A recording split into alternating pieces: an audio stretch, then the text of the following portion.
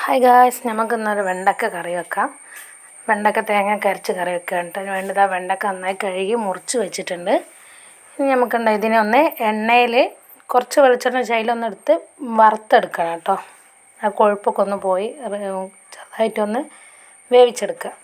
അപ്പോൾ അതിന് വേണ്ടത് ഞാൻ ചട്ടി അടുപ്പത്ത് വെച്ചിട്ടുണ്ട്. അതിൽ വെളിച്ചെണ്ണ ഒഴിച്ച് ഈ കഴുകി വെച്ച വെണ്ടക്കയും കൂടെ അതിലേക്ക് ആഡ് ചെയ്ത് നന്നായി ഇളക്കി അതിനൊന്ന് വാട്ടിയെടുക്കുക കേട്ടോ നന്നായിട്ട്.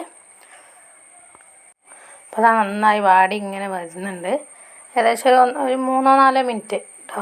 ആ വാടി ഇങ്ങനെ വന്നതിന് ശേഷം നമ്മൾ എന്ത് ചെയ്യണം, അതിനൊന്ന് പാത്രത്തിലേക്ക് മാറ്റി വെക്കുക. എന്നിട്ട് അതേ വെളിച്ചെണ്ണയിൽ തന്നെയാണ് നമ്മൾ എന്ത് ചെയ്യുന്നത്, തക്കാളിയും പച്ചമുളകും വാളംപുളീൻ്റെ വെള്ളം നമ്മൾ കുതിർത്ത് വെച്ചാൽ വെള്ളം ഉണ്ടാവില്ലേ, ആ വെള്ളം കൂടി നമ്മളിതിലേക്ക് ആഡ് ചെയ്ത് ജസ്റ്റ് ഒന്ന് തിളപ്പിക്കുക.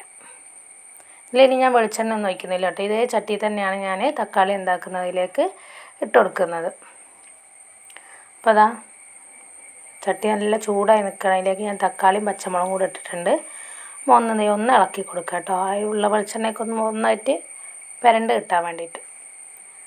അടുത്തത് അതിലേക്ക് പുളിവെള്ളം കൂടെ നമ്മൾ ആഡ് ചെയ്യണേ. ജസ്റ്റ് ഒന്ന് തിളച്ച് വരുമ്പോൾ നമ്മൾ അതിലേക്ക് അരപ്പ് ചേർക്കണം.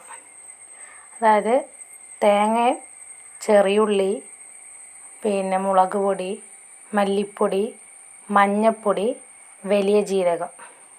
തേങ്ങ ഞാൻ ജാറിലേക്ക് ഇട്ടിട്ടുണ്ട്. അതിലേക്ക് 5-8 ചെറിയുള്ളി ഒന്നാക്കി വെച്ചത്. ചെറിയുള്ളി നിങ്ങൾക്ക് നിങ്ങളുടെ ആവശ്യത്തിനനുസരിച്ച് ഇടാം കേട്ടോ. പിന്നെ മല്ലിപ്പൊടി 1 ടേബിൾ സ്പൂൺ, പിന്നെ മഞ്ഞൾപ്പൊടി, കുറച്ച് മുളക് പൊടി നിങ്ങൾ എരിവിന് ആവശ്യത്തിന് ഇട്ടാൽ മതി കേട്ടോ. ഞാൻ കുറച്ച് ഇടുന്നുള്ളൂ, ഞങ്ങൾക്ക് അധികം എരിവ് വേണ്ട. അതുപോലെ വലിയ ജീരകം. ഇത്രയും സാധനം ഇട്ട് കുറച്ച് വെള്ളം കൂടെ എന്ത് ചെയ്യുക, അതിലേക്ക് ഒഴിക്കുക. നന്നായിട്ട് അരച്ചെടുക്കുക കേട്ടോ. നന്നായി അരച്ചെടുത്തിട്ടുണ്ട്.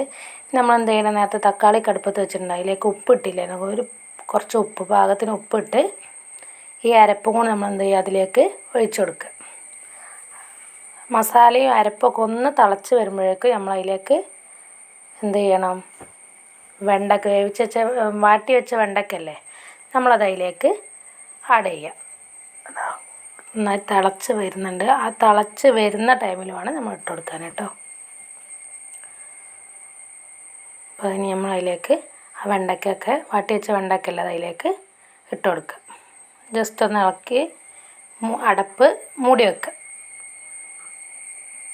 രണ്ടും കൂടെ ഒക്കെ ഒന്ന് നല്ല മസാലയൊക്കെ പിടിച്ച് ഒന്ന് നന്നായി തിളച്ച് വരുമ്പോൾ നമ്മൾ എന്ത് ചെയ്യുക, അതിനങ്ങോട്ടേക്ക് കണ്ടോ ഏകദേശം നല്ല സെറ്റായിട്ടുണ്ട്. നമ്മളിതിനെ മാറ്റിയെടുക്കുക. ഇനി അതിലേക്ക് നമുക്ക് വറവിടാനുണ്ട്. അതിന് വേണ്ടി വെളിച്ചെണ്ണ ഒഴിച്ച് ചെറിയ ഉള്ളിയും വെളുത്തുള്ളിയാണ് കേട്ടോ അതിലേക്ക് ഞാൻ ആഡ് ചെയ്യുന്നത് വറവിടാൻ. എന്നെങ്കിലും അതിൻ്റെ ടേസ്റ്റ് കിട്ടുള്ളതാണ്. കണ്ടോ ചെറിയ ഉള്ളിയും വെളുത്തുള്ളിയും കൂടെ നന്നായിട്ട് എന്ത് ചെയ്യുക, അതിലേക്ക് വറവിടുക. പിന്നെ കറിവേപ്പില ഉണ്ടെങ്കിൽ നിങ്ങളുടെ കയ്യിലുണ്ടെങ്കിൽ കറിവേപ്പില ഇടട്ടെ. എൻ്റെ കയ്യിൽ കുറച്ചുണ്ടായതുകൊണ്ട് ഞാൻ അതിലേക്ക് ഇട്ടു. അപ്പോൾ നന്നായിട്ട് റെഡി ആയിട്ടുണ്ട് കറി. നമുക്കിത് ചപ്പാത്തിക്കും, നമുക്ക് എന്തായാലും രാവിലെ ചപ്പാത്തി കൂട്ടാം, ചോറിന് കൂട്ടാം, എല്ലാത്തിനും പറ്റും. നല്ല കറിയാണ്.